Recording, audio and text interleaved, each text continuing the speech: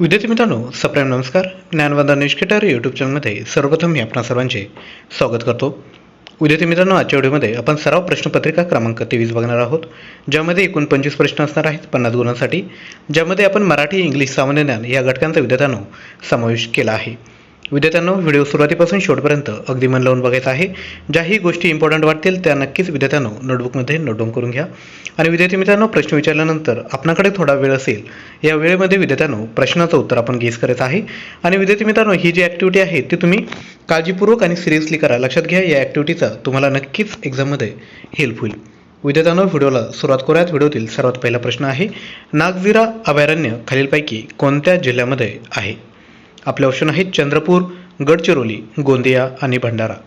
विद्यार्थी मित्रांनो, अंदाज व्यक्त करायचा आहे.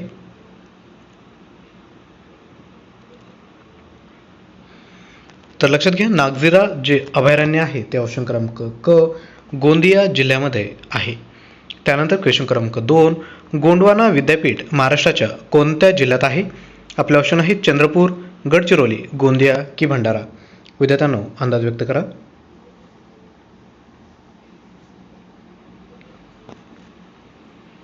तर लक्षात घ्या, गोंडवाना जे विद्यापीठ आहे ते महाराष्ट्राच्या ऑप्शन क्रमांक ब गडचिरोली जिल्ह्यामध्ये आहे. त्यानंतर क्वेश्चन क्रमांक 3, खालीलपैकी कोणते धरण ठाणे जिल्ह्यात आहे? आपले ऑप्शन आहेत बारवी, गोसी खुर्द, गंगापूर आणि जायकवाडी. विद्यार्थी मित्रांनो, अंदाज व्यक्त करू शकता.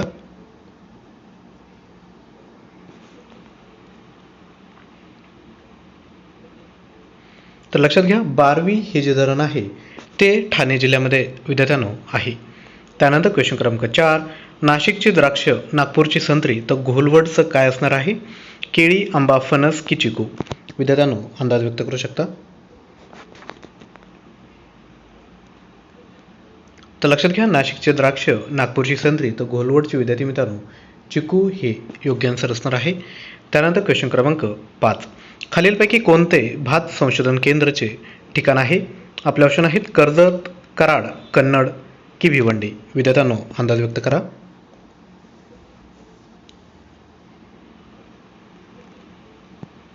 तर लक्षात घ्या, कर्जत हे जे आहे ते भात संशोधन केंद्र आहे. त्यानंतर क्वेश्चन क्रमांक 6, बंगालमध्ये डॅडॅश ही क्रांतिकारक संघटना कार्यरत होती. आपले ऑप्शन आहेत अभिनव भारत, अनुशीलन समिती, गदर संघटना की यापैकी नाही.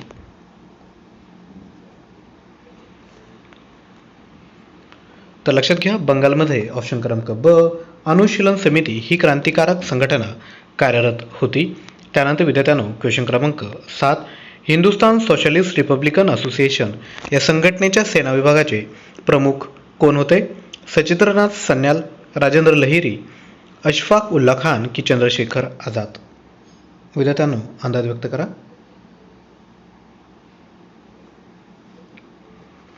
तर लक्षात घ्या, हिंदुस्तान सोशलिस्ट रिपब्लिकन असोसिएशन या संघटनेच्या सेना विभागाचे प्रमुख होते चंद्रशेखर आझाद. त्यानंतर विद्यार्थ्यांनो, क्वेश्चन क्रमांक 8, 1906 मध्ये ढाका येथे स्थापन झालेल्या मुस्लिम लीगचे पहिले अध्यक्ष कोण होते? आगा खान, बॅरिस्टर मोहम्मद अली जिन्ना, नवाब सलीमुल्ला, मौलाना शौकत अली. विद्यार्थ्यांनो, अंदाज व्यक्त करायचा आहे. तर लक्षात घ्या, 1906 मध्ये ढाका येथे स्थापन झालेल्या मुस्लिम लीगचे पहिले अध्यक्ष होते ऑप्शन क्रमांक अ आगा खान. त्यानंतर विद्यार्थ्यांनो, क्वेश्चन क्रमांक 9, रायगड जिल्ह्यातील पाचड येथे डॅडॅश यांची समाधी आहे. आपले ऑप्शन आहेत कस्तुरबा गांधी, तानाजी मालुसरे, राजमाता जिजाबाई की महादजी शिंदे. विद्यार्थ्यांनो, अंदाज व्यक्त करा.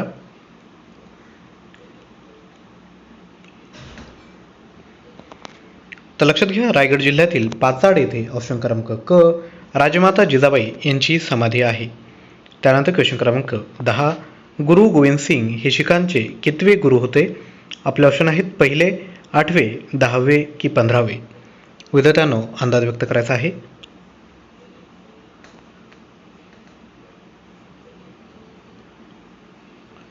तर लक्षात घ्या, गुरु गोविंद सिंग हे शिखांचे 10वे गुरु होते. त्यानंतर क्वेश्चन क्रमांक 11, सिल्व्हर ब्रोमाइडचा उपयोग प्रामुख्याने कोणत्या उद्योगात करतात? आपले ऑप्शन आहेत छायाचित्रण म्हणजेच फोटोग्राफी, साबण, खाण्यासाठी की इंधन. विद्यार्थ्यांनो, अंदाज व्यक्त करायचा आहे. तर लक्षात घ्या, जे ऑप्शन क्रमांक ए आहे म्हणजे फोटोग्राफी, यामध्ये विद्यार्थ्यांनो सिल्वर ब्रोमाइडचा उपयोग केला जातो. म्हणजे जी फोटो काढतो आपण आणि सिल्वर ब्रोमाइडने विद्यार्थी मित्रांनो ते फोटो जेव्हा हार्ड कॉपी करायचे असते तर त्या सोल्युशनमध्ये धुतले जातात. त्यामुळे छायाचित्रण हा विद्यार्थ्यांनो योग्य ऑप्शन असणार आहे. त्यानंतर क्वेश्चन क्रमांक 12, कंठस्थ ग्रंथीतील बिघाड ओळखण्यासाठी कशाचा वापर करतात? आपले ऑप्शन आहेत सोडियम 24, आयोडीन 131, कोबाल्ट 60 की फॉस्फरस 32. विद्यार्थ्यांनो अंदाज व्यक्त करायचा आहे, अगदी सोपा आहे. तर लक्षात घ्या, कंठस्थ ग्रंथीतील बिघाड ओळखण्यासाठी ऑप्शन क्रमांक ब आयोडीन 131 याचा विद्यार्थ्यांनो वापर केला जातो. त्यानंतर क्वेश्चन क्रमांक 13, वांसपणा कशाच्या कमतरतेमुळे येऊ शकतो? अ जीवनसत्व, के जीवनसत्व, ई जीवनसत्व की विद्यार्थ्यांनो क जीवनसत्व. विद्यार्थ्यांनो अंदाज व्यक्त करायचा आहे. तर लक्षात घ्या, जो वांसपणा आहे तो ऑप्शन क्रमांक क ई जीवनसत्वाच्या कमतरतेमुळे येऊ शकतो. त्यानंतर क्वेश्चन क्रमांक 14, खालीलपैकी कोणत्या रक्तगटाचे रक्त सर्व रक्तगटाच्या मनुष्यास देता येऊ शकते?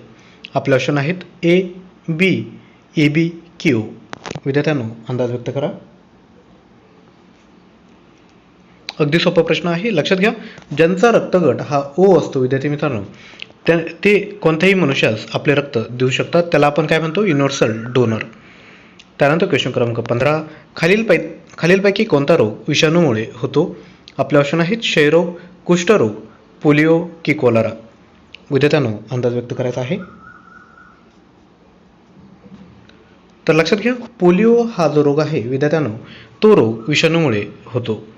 त्यानंतर क्वेश्चन क्रमांक 16, मी पेपर वाचलं असेल या वाक्याचा विद्यार्थ्यांनो काळ ओळखा. साधा भविष्यकाळ, पूर्ण भविष्यकाळ, अपूर्ण भविष्यकाळ की रीती भविष्यकाळ. विद्यार्थ्यांनो अंदाज व्यक्त करायचा आहे. तर लक्षात घ्या, मी पेपर वाचलं असेल हा विद्यार्थ्यांनो पूर्ण भविष्यकाळाचं उदाहरण आहे. त्यानंतर क्वेश्चन क्रमांक 17, तो मुलगा खेळत आहे या वाक्याचा विद्यार्थ्यांनो काळ ओळखा. आपल्यासमोर 4 ऑप्शन आहेत. विद्यार्थ्यांनो आपण योग्य पर्याय निवडायचा आहे.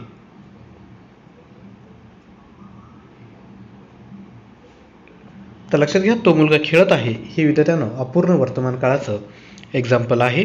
त्यानंतर क्वेश्चन क्रमांक 18, तो अभ्यास करीत होता या वाक्याचा विद्यार्थ्यांनो काळ ओळखा. विद्यार्थी मित्रांनो 4 ऑप्शन आहेत, यापैकी योग्य पर्याय निवडायचा आहे. तर लक्षात घ्या, तो अभ्यास करीत होता हे विद्यार्थ्यांनो अपूर्ण भूतकाळाचं एक्झाम्पल आहे.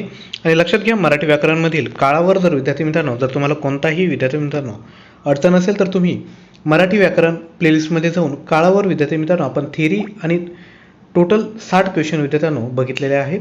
त्याची प्रॅक्टिस करण्यासाठी विद्यार्थी मित्रांनो आपण नक्की प्लेलिस्टमध्ये जा आणि ते सर्व प्रश्न सोडवा, म्हणजे तुम्हाला या प्रश्नांची उत्तरे नक्की येतील. त्यानंतर विद्यार्थ्यांनो क्वेश्चन क्रमांक 19, मी निबंध लिहित आहे या वाक्याचा विद्यार्थ्यांनो काळ ओळखा. विद्यार्थ्यांनो 4 ऑप्शन आहेत, यापैकी योग्य उत्तर निवडा.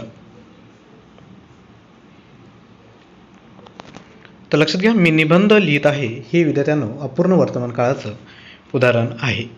त्यानंतर क्वेश्चन क्रमांक 20, सीता जेवण करते या वाक्याचा पूर्ण भूतकाळ विद्यार्थ्यांनो करा. थोडा डिफिकल्ट प्रश्न आहे पण नक्की ट्राय करा विद्यार्थ्यांनो. 4 ऑप्शन आहेत, यापैकी विद्यार्थ्यांनो आपण एक ऑप्शन निवडायचा आहे.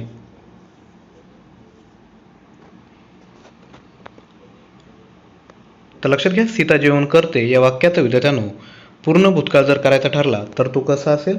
सीताने जेवण केले होते. त्यानंतर विद्यार्थ्यांनो आता इंग्लिश ग्रामरचे क्वेश्चन बघूयात. विद्यार्थ्यांनो आजच्या व्हिडिओमध्ये आपण इंग्लिश ग्रामरसाठी सिनोनिम्स हा टॉपिक घेतलेला आहे. तर विद्यार्थी मित्रांनो सिनोनिम्स ओळखा. इगर या शब्दाचा सिनोनिम विद्यार्थ्यांनो ओळखायचा आहे. 4 ऑप्शन आहेत, यापैकी योग्य ऑप्शन विद्यार्थ्यांनो निवडा. तर लक्षात घ्या, इगर याचा सिनोनिम्स आहे विद्यार्थी मित्रांनो ऑप्शन क्रमांक सी, क्युरियस. त्यानंतर क्वेश्चन क्रमांक 22, प्लॅसिड याचा विद्यार्थी मित्रांनो सिनोनिम ओळखा.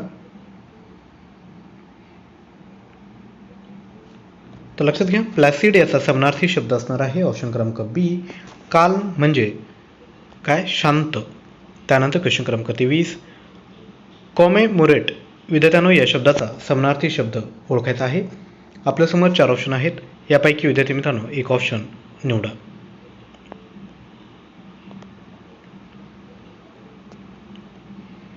तर लक्षात घ्या, कॉमेमोरेट म्हणजेच याला विद्यार्थी मित्रांनो रिमेंबर लक्षात ठेवणे हा योग्य पर्याय असणार आहे. त्यानंतर क्वेश्चन क्रमांक 24 डिफी याचा विद्यार्थी मित्रांनो समानार्थी शब्द निवडायचा आहे. तर लक्षात घ्या, डिफी म्हणजेच ऑप्शन क्रमांक बी वर्शिप, म्हणजे याला आपण काय म्हणू शकतो मराठीमध्ये प्रार्थना. त्यानंतर क्वेश्चन क्रमांक 25 ॲम्युनिटीज याचा विद्यार्थी मित्रांनो सिनोनिम्स ओळखायचा आहे. अगदी सोपा प्रश्न आहे. तर लक्षात घ्या, ॲम्युनिटीज म्हणजेच ऑप्शन क्रमांक सी फॅसिलिटीज. तर विद्यार्थी मित्रांनो आजच्या व्हिडिओमध्ये आपण एकूण 25 प्रश्न विद्यार्थ्यांनो बघितलेले आहेत. यापैकी विद्यार्थी मित्रांनो आपले किती बरोबर आले याचं तुम्ही विद्यार्थी मित्रांनो स्वतः आकलन करा. जर तुम्हाला वाटलं की तुम्हाला स्कोर कमेंट करायचा आहे तर नक्की विद्यार्थी मित्रांनो आपण कमेंट करू शकतात. तसेच आजच्या प्रश्नपत्रिकेमधील एक प्रश्न तुमच्यासाठी होमवर्क म्हणून देत आहे. बंगालमध्ये डॅडॅश ही क्रांतिकारक संघटना कार्यरत होती. विद्यार्थी मित्रांनो आय होप तुम्ही मन लावून व्हिडिओ बघितला असेल आणि या प्रश्नाचं उत्तर तुम्हाला नक्कीच येईल. तर विद्यार्थी मित्रांनो आपले आलेले मार्क्स आणि या प्रश्नाचं उत्तर नक्की खाली विद्यार्थी मित्रांनो कमेंट करा. आणि विद्यार्थी मित्रांनो लक्षात घ्या, जर तुम्हाला आमचं कंटेंट आवडलं असेल तर नक्की विद्यार्थ्यांनो व्हिडिओला लाईक करा, जास्तीत जास्त शेअर करा आणि चॅनलवर नवीन असाल तर नक्की विद्यार्थ्यांनो चॅनलला सबस्क्राईब करा. तसंच करंट अफेअर्स मराठी हे जे आपलं टेलिग्राम चॅनल आहे त्याला तुम्ही जॉईन करा, जेणेकरून करंट अफेअर्सचे क्वेश्चन तसेच PDF फाईल या चॅनलवर अपलोड केल्यानंतर आपल्यापर्यंत नक्की पोहोचतील. विद्यार्थी मित्रांनो स्पर्धा परीक्षांचा अभ्यास करताना स्वतःवर विश्वास ठेवा, प्रामाणिकपणे प्रयत्न करत राहा. लक्षात घ्या तुम्हाला यश नक्कीच भेटेल. विद्यार्थी मित्रांनो आजचा व्हिडिओ तुम्ही सुरुवातीपासून शेवटपर्यंत अगदी मन लावून बघितला याकरिता मी आपला ऋणी आहे. नवीन व्हिडिओमध्ये लवकरच भेटणार आहोत. तोपर्यंत थँक्यू.